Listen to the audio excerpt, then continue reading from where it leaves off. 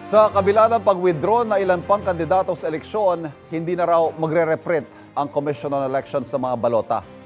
Sabi ni COMELEC Chairman George Garcia, hindi na nila makokompromiso ang 27 milyong balota na naimprenta na.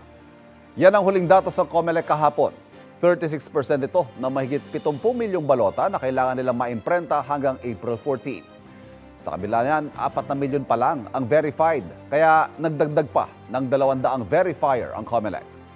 Kampante naman ng COMELEC na maabot nila ang kanilang deadline sa Abril.